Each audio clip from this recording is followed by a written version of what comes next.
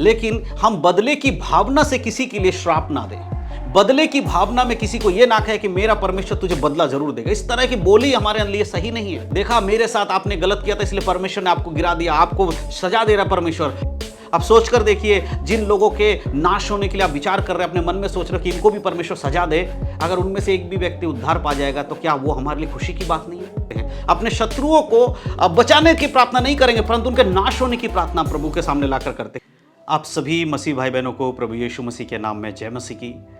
फिर से मैं परमेश्वर के वचनों के साथ आप सबके समीप में हूँ और आज हम परमेश्वर के वचनों से कुछ बातों को सीखने वाले हैं, समझने वाले हैं। दोस्तों, बहुत ज़रूरी है कि एक मसीह व्यक्ति निरंतर बाइबल के वचनों को पढ़े, उनको देखे, समझे और उनके अनुसार अपने जीवन को चलाए। आज बहुत सारे लोग क्यों बुराइयों में जीवन जी रहे हैं, यीशु मसीह पर विश्वास करने के बाद भी आप क्यों पाप से अलग नहीं हो पा रहे हो? उसका कारण है कि आप बाइबल को अच्छी रीति से समझते नहीं हैं। बाइबल को नहीं समझने के कारण आज बहुत सारे ऐसे मसीह भाई बहन लोग हैं जो कि पाप की दशा से बाहर नहीं आ पा रहे हैं। आप ये कहेंगे कि मैं तो कोई पाप नहीं करता हूँ, मैं कोई बड़े पाप नहीं करता हूँ। हाँ, ये हो सकता है कि एक विश्वासी जो अच्छा विश्वास में प्रभु में बढ़ा हुआ है, चल रहा है, वो व्यक्ति कुछ पाप जो बड़े बड़े पाप दिखाई देते उनको नहीं करता होगा। लेकिन कई बार ऐसा होता है कि आप ऐसे कोई काम कर देते हैं जो वचन के विरोध में होता है और आपको पता ही नहीं चलता कि आपने वो पाप किया है। इसीलिए ज़रूरी है कि हर एक विश्वासी अपने जीवन को बाइबल से परखे, बाइबल के अंदर देखे कि जो कुछ आप कर रहे हो उसमें परमेश्वर की इच्छा है या नहीं है। हालेलुया। बाइबल हमें बताती है कि जो कोई प्रभु यीशु मसीह के संग पवित्रता का जीवन जिएगा उसके जीवन में परेशानियां आएंगी, मुसीबतें आएंगी। आज अगर आप यीशु मसीह पर विश्वास करते हैं, उसकी वजह से अगर आपके जीवन में प्रॉब्लम्स आ रही हैं, तो आपको ये समझना होगा कि ये एक मसीह जीवन के लिए ज़रूरी है। आपके जीवन में कष्ट आएंगे, क्योंकि बाइबल में भी लिखा है, यीशु मसीह कहते हैं कि जो कोई मेरे पीछे आना चाहेगा उसके जीवन में प्रॉब्लम्स आएंगी। जो कोई पवित्रता का जीवन विश्वास के साथ मसीह में बढ़ना चाहेगा उसके जीवन में सताव आएंगी। ये बाइबल में लिखा हुआ है। इसीलिए मेरे प्रियो, जब आपके जीवन में कोई प्रॉब्लम आती है यीशु मसीह के संग चलने के कारण, तो अपने जीवन को धन्य समझिए, क्योंकि आप सताए जाओगे तब आपके स्वर्ग में प्रतिफल भी आपको बड़ा मिलेगा। इसीलिए जीवन को बाइबल के आधारित होना आपके लिए बहुत ज़रूरी है। आप वचन को पढ़ेंगे तभी आपको पता चलेगा किन जगहों पर आपको सुधारने की ज़रूरत है। अगर आपको ये लगता है कि आपको सताने वाले लोग, आपके आसपास के लोग आपको सता रहे हैं, तो आप बाइबल के अनुसार उनसे व्यवहार करिए। आज बहुत सारे हमारे ऐसे मसीह भाई बहन लोग हैं जो कि खुलकर किसी के सामने कोई गलत बात नहीं बोलते, लेकिन मन के अंदर आज भी बहुत सारी बुराइयों को लेकर बैठे हुए हैं। हो सकता है आप एक बहुत पुराने विश्वासी होंगे, हो सकता है आप कई वर्षों से चर्च जा रहे हैं, प्रभु यीशु मसीह पे विश्वास कर रहे हैं। इसकी वजह से आपके परिवार वाले, आपके आस पड़ोस वाले आपसे सही रीति से बात नहीं करते, आपसे बैर रखते हैं, आपसे घृणा करते हैं। हो सकता है वो कहते होंगे कि तू तो अब हमारे जैसा नहीं है, तू तो पहले जैसा नहीं है, पहले जैसा था अब वैसा नहीं, अब तो तू चर्च जाता है, यीशु को मानता है, इसलिए तू हमारे संगति से अलग है। ऐसा बोल बोल कर शायद आपको सता रहे होंगे। आपको इससे भी बढ़कर कई चीज़ों के सामना करना पड़ रहा होगा, बहुत सारी बुराइयों का सामना करना पड़ रहा होगा। लेकिन उसके बाद आप क्या करते हैं, आपका रिएक्शन क्या होता है, आज यही तो देखना है। आज मैं वचनों से आपको बताऊंगा कि एक मसीह व्यक्ति के लिए जब कोई आपको सताता है, आपके विरोध में बातें करता है, तब आपका स्वभाव कैसा होना चाहिए। बाइबल में लिखा है, तो अपने पड़ोसियों से अपने समान प्रेम रख, अपने सताने वालों के लिए प्रार्थना कर, जो तेरे विरोध में बुरी बातें कर उसे आशीष दे, जो तुझे श्राप दे तू उसे आशीष दे। और वचन कहता है आशीष ही दो, श्राप मत दो। लेकिन कई बार मसीह लोग मुंह से तो किसी को बुरा नहीं बोल रहे होते।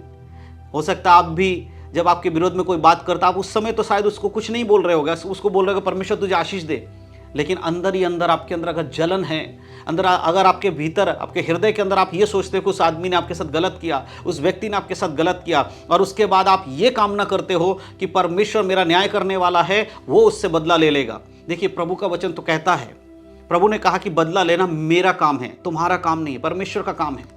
लेकिन ये सोचकर कि बदला परमेश्वर लेगा और मन में हमेशा ये सोचते रहो कि जिसने मेरे विरोध में गलत किया उसके साथ भी गलत होना चाहिए, अगर ये भावना आपके अंदर है तो प्रभु आपसे खुश नहीं हैं। बाइबल कभी भी ये नहीं कहती है कि आपको दुख देने वालों के लिए आप मन में बुराई रखो। आज बहुत सारे मसीह लोग यही तो कर रहे हैं। अगर आपके विरोध में कोई बात करता है तो आप उसको खुलकर कुछ नहीं बोलते, लेकिन अंदर अंदर आपके अंदर एक जलन रहता है कि मैं उसे कैसे हरा दूं, कैसे उसका बुरा हो सके, कैसे उसका बदला मिले, जिसने मुझे सताया कैसे उसको सताया जाए। इस प्रकार का अगर भावना आपके अंदर है तो प्रभु आपसे खुश नहीं है। एक वचन मैं आपके लिए पढ़ के सुनाना चाहता हूं, ध्यान से सुनिएगा। हम पढ़ेंगे नीति वचन 24 अध्याय उसके 17 आयत को मैं आपके लिए पढ़ूंगा।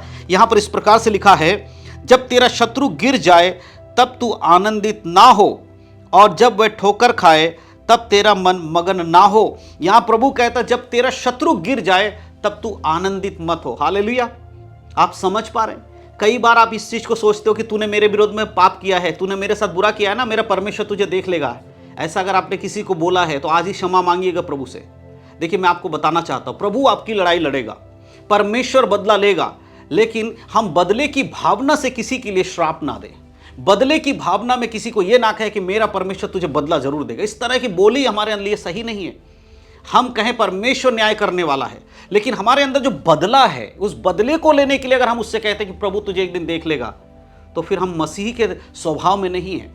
प्रभु ने शत्रुओं को माफ करने के लिए कहा। और यहां प्रभु क्या कह रहा है, तेरा शत्रु अगर गिर जाए, बदला लेना किसका काम है? परमेश्वर का काम है। और जब परमेश्वर बदला लेगा सामने वाले व्यक्ति से, तो आप आनंदित हो जाओगे। अरे वाह, देखा मेरे साथ आपने गलत किया था इसलिए परमेश्वर ने आपको गिरा दिया, आपको सजा दे रहा परमेश्वर। अगर ये बोलकर आप खुश हो जाएंगे तो प्रभु कहता है याद रख, ये तेरे लिए ठीक नहीं है। यदि तेरा शत्रु गिर जाए तो आनंदित मत होना। आप प्रभु से प्रार्थना करो कि परमेश्वर से क्षमा कर दीजिए, उसे भी मौका दीजिए परमेश्वर, ताकि वो आपको उद्धारकर्ता के रूप में जान सके, यीशु मसीह को उद्धारकर्ता के रूप में जान सके।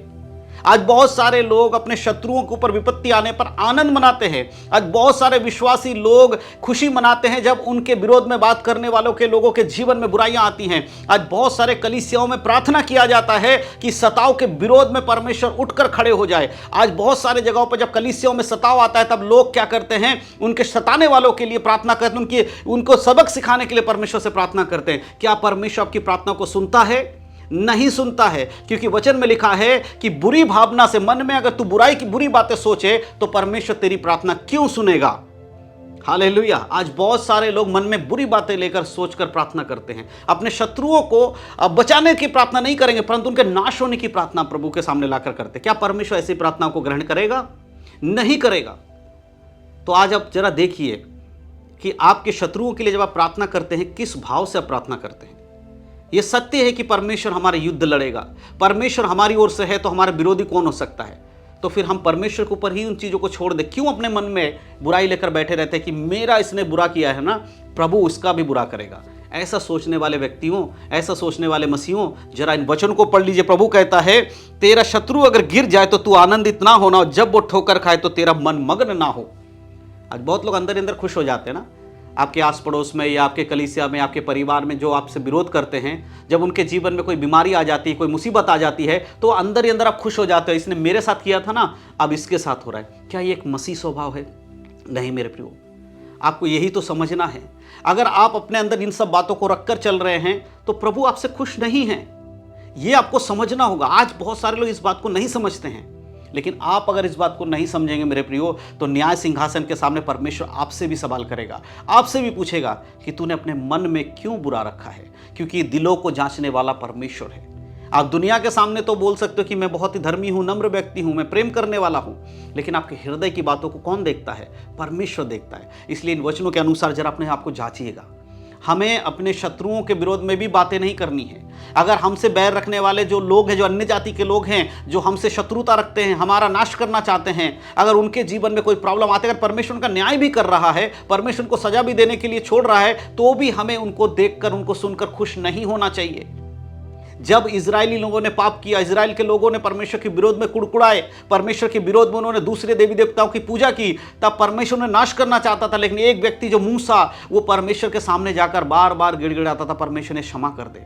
ये होता है परमेश्वर के लोगों का स्वभाव कि प्रभु से कहे परमेश्वर कोई बात नहीं, उसने गलती किया है, प्रभु जब आप न्याय करेंगे अपने हिसाब से करना, लेकिन मैं चाहता हूं कि प्रभु से एक बार मौका दे दीजिए, एक और मौका दे दीजिए, ताकि वो आपको ग्रहण कर सके। अब सोच कर देखिए, जिन लोगों के नाश होने के लिए आप विचार कर रहे हैं, अपने मन में सोच रहे हो कि इनको भी परमेश्वर सजा दे, अगर उनमें से एक भी व्यक्ति उद्धार पा जाएगा, तो क्या वो हमारे लिए खुशी की बात नहीं है? स्वर्ग में किस बात से खुशी मनाई जाती है? इस बात से कि आपका बदला ले लिया गया है, इस बात से कि परमेश्वर ने आपके सताने वालों को सजा दे दी, इससे स्वर्ग खुश होता है। क्या प्रभु के स्वर्ग राज में इस बात की खुशी है? नहीं। वचन में लिखा है, एक पापी जब मन फिरा लेता है और यीशु को उद्धारकर्ता मान लेता है, उस वजह से स्वर्ग में खुशी मनाई जाती है। तो हमारे लिए सबसे इंपॉर्टेंट काम क्या है? दूसरों की बुराई के लिए सोचना है, दूसरों के उद्धार के लिए सोचना। अगर आप इन चीजों को नहीं कर रहे हो तो आप एक अच्छे मसीह नहीं हो। आप कलीसिया में जरूर जा रहे होगे, आप चर्च में जरूर जा रहे होगे, लेकिन आपका उद्धार आपके साथ नहीं है। अगर इस संसार में रहते हुए आप दूसरों की भलाई के लिए नहीं सोच सकते, तो आप कैसे ये सोच रहे हैं कि आप स्वर्ग चले जाएंगे? आज यही बात हम सबको देखनी है। तो मेरे प्रियो, आज जो बुराई आपके अंदर, अगर शत्रु आपके जो हैं, अगर उन पे भी विपत्ति आती है, तो भी आपको उनके लिए दुआ करनी है। कभी भी अपने मन में अपने शत्रुओं के लिए भी ये मत सोचिएगा कि प्रभु इसका बदला तुझे बुराई के साथ देगा, मत सोचिएगा। कभी भी ये मत कहिएगा तूने मेरे साथ बुरा किया है, परमेश्वर तेरा बुरा करेगा, ये शब्द कभी मत कहिएगा।